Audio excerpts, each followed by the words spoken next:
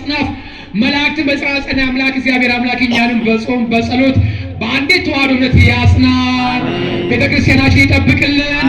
ሀገራችን እግዚአብሔር አምላክ ይጠብቅልን። እወዳችኋለሁ፣ አከብራችኋለሁ። በጣም ብሳ ስለወሰድኩ ይቅርታ ጠይቃለሁ።